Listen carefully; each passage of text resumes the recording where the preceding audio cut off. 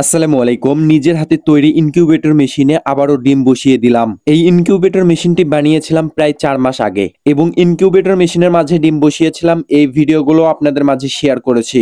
আপনারা যারা আমার এই ইউটিউব চ্যানেলের সাথে প্রথম থেকে কানেক্টেড আছেন তারা নিশ্চয়ই এই ভিডিওটা দেখেছেন। প্রথমবার এই ইনকিউবেটর মেশিনের মাঝে আমি কোয়েল পাখির ডিম বসিয়েছিলাম এবং এখান থেকে বেশ কিছু কোয়েল পাখির বাচ্চাও ফুটে বের হয়েছিল। এবারে এই ইনকিউবেটর মেশিনের মধ্যে মুরগির ডিম বসাবো। এই ডিমগুলো ইনকিউবেটর মেশিনের মধ্যে বসানোর আগে জীবাণুনাশক ঔষধ দিয়ে এই ডিমগুলোকে সুন্দরভাবে জীবাণুমুক্ত করে নিতে হবে। সেজন্য গামলার মধ্যে পানি নিয়েছি এবং এর ভিতরে পটাশ মিশিয়ে দিয়েছি। জীবাণুমুক্ত করার জন্য পটাশ একটা কার্যকরী ঔষধ। এই পটাশটাকে পানির মধ্যে সুন্দরভাবে নাড়িয়ে নেব যাতে এই পটাশটা পুরোপুরি পানির মধ্যে সুন্দরভাবে মিশিয়ে যায়। এরপর এই পটাশের পানির মধ্যে ডিমগুলো দিয়ে সুন্দরভাবে ধুয়ে নিতে হবে এবং জীবাণুমুক্ত করতে হবে। এরপর এই ডিমগুলোকে একটা নরম জায়গার উপর রাখতে হবে যাতে এই ডিমগুলো শুকিয়ে যায়। ডিমগুলো শুকানোর ফাঁকে যে সময়টা পাওয়া যাবে এই সময়টার মধ্যে মেশিনটাকে সুন্দরভাবে পরীক্ষা নিরীক্ষা করে নিতে হবে যাতে এই ইনকিউবেটর মেশিনের মধ্যে সঠিক তাপমাত্রাটা আসে। আর একটা কথা আমি আপনাদেরকে জানিয়ে দিই যে আমি এই ইনকিউবেটর মেশিনের তাপমাত্রাটা কিভাবে ক্যালিব্রেশন করি। আমার হাতে যে ম্যানুয়াল সেলসিয়াস স্কেলটা দেখতে পেলেন এটার মাধ্যমে আমি তাপমাত্রা ক্যালিব্রেশন করে থাকি।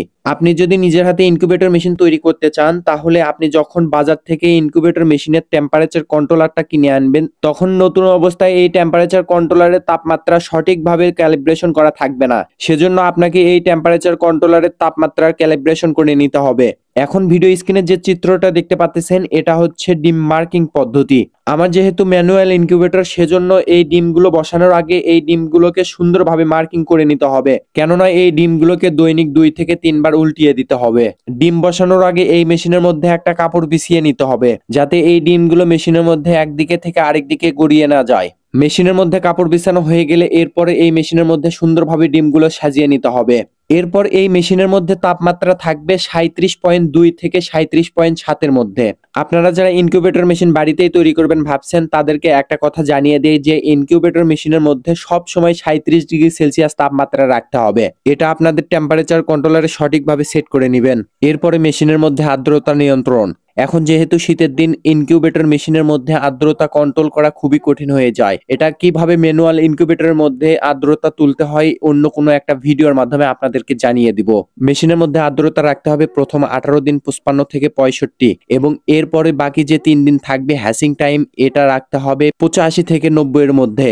তো এক এক করে মেশিনের মধ্যে সবগুলো ডিম সাজানো হয়ে গিয়েছে। এরপর ইনকিউবেটর মেশিনের মধ্যে একটা বাটিতে করে পানি দিতে হবে যাতে এই মেশিনের মধ্যে সুন্দরভাবে আর্দ্রতাটা উঠে যায়। সামনে আরো ইনকিউবেটর সম্পর্কে নতুন নতুন ভিডিও আসবে। এই ভিডিওগুলো যদি আপনারা দেখতে চান তাহলে আমার এই চ্যানেলটি সাবস্ক্রাইব করে পাশে থাকা বেল আইকনটি বাজিয়ে দিবেন। আমার এই ভিডিওর মধ্যে যদি কোথাও ভুল ত্রুটি হয়ে থাকে তাহলে ক্ষমা সুন্দর দৃষ্টিতে দেখবেন। আজকের ভিডিওটা এই পর্যন্তই। ভিডিওটা যদি ভালো লাগে তাহলে লাইক করবেন, কমেন্ট করবেন এবং শেয়ার করবেন। আসসালামু আলাইকুম।